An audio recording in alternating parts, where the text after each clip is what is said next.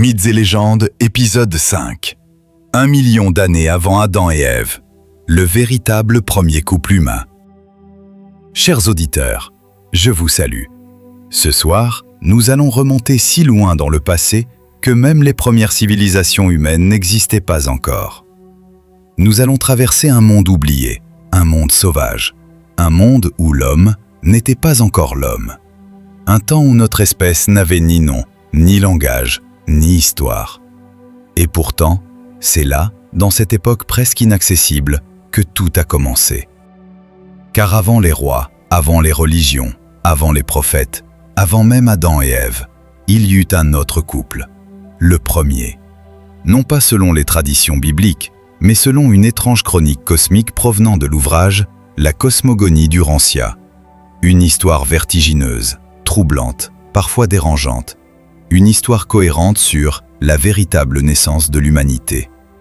Cela se serait produit il y a exactement 993 511 ans. Mais avant d'en arriver là, nous devons remonter encore plus loin. Bien avant les premières tribus humaines, la Terre était dominée par des créatures primitives. Les océans régnaient encore sur une grande partie du monde. Les continents changeaient lentement de forme.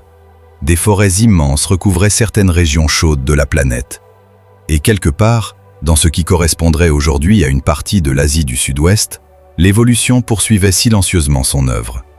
Les ancêtres directs de l'humanité seraient apparus il y a environ 1 million d'années, à travers plusieurs mutations successives survenues chez certains mammifères primitifs.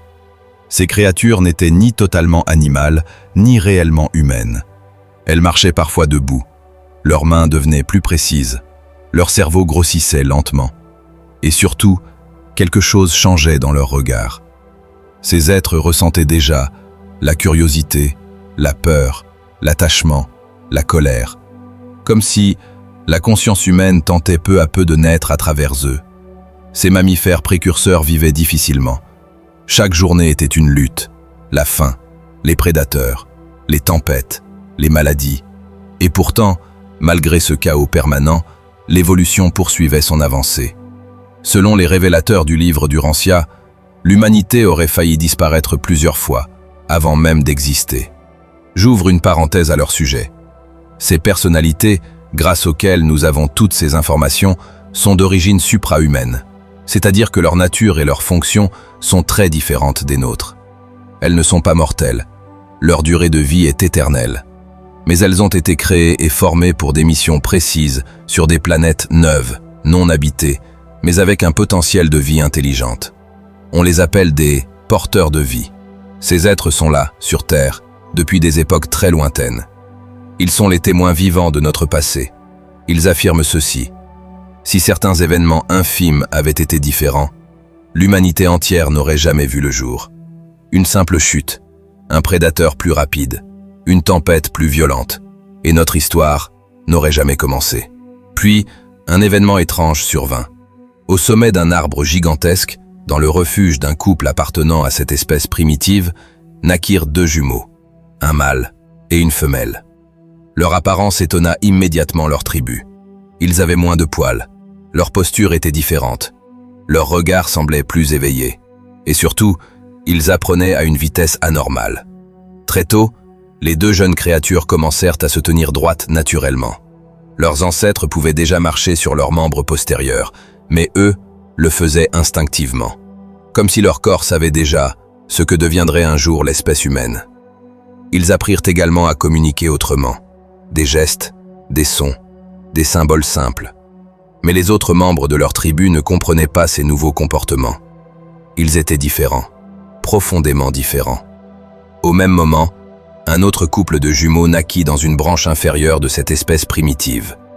Mais cette seconde lignée évolua autrement. Moins curieuse, moins aventureuse, plus attachée à la vie animale. Selon les révélations, cette branche deviendra plus tard celle des grands singes que nous connaissons. Chimpanzés, gorilles, babouins.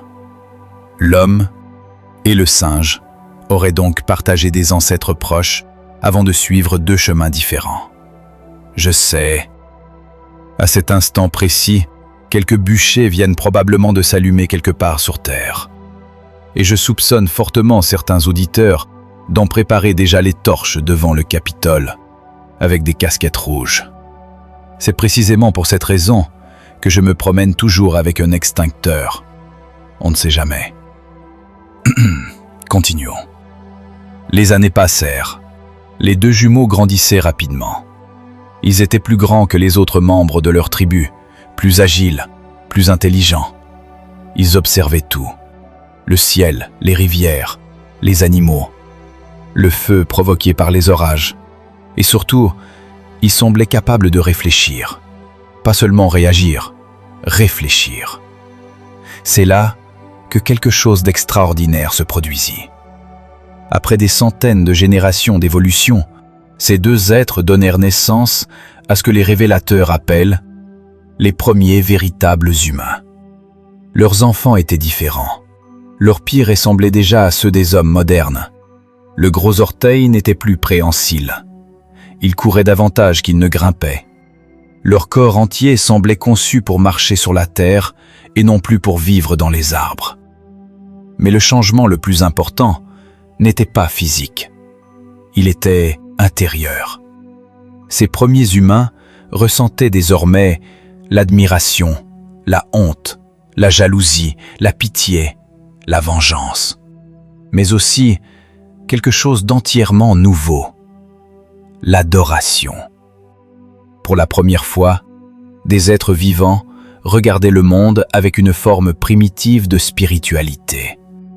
La peur du ciel, le mystère des éclairs, la fascination devant la mort. Selon les fascicules de l'ouvrage, la religion primitive venait de naître. Les deux jeunes humains étaient extrêmement curieux, trop curieux parfois. Ils frôlèrent la mort à de nombreuses reprises durant leur enfance. À 12 ans, leur corps était abondamment couvert de cicatrices. Finalement, pas si différent de nos chers bambins modernes. Très tôt, ils développèrent un véritable langage rudimentaire, une cinquantaine de mots et de signes. Un immense progrès pour cette époque reculée. Mais malgré tous leurs efforts, leurs parents primitifs ne parvinrent jamais réellement à comprendre ce nouveau mode de communication. L'écart devenait trop grand. Puis arriva le moment décisif. Un jour, près d'une rivière, les deux jeunes êtres prirent une décision. Une décision qui, selon les révélateurs, changea définitivement l'histoire de notre monde. Ils décidèrent de vivre ensemble, l'un pour l'autre. Et surtout, ils décidèrent de quitter leur tribu. Ce choix peut sembler banal aujourd'hui, mais selon cette révélation, ce fut le premier acte véritablement humain de notre histoire. Un choix conscient, réfléchi, volontaire. Le début du libre arbitre humain. Les révélateurs décrivent ce moment avec émotion.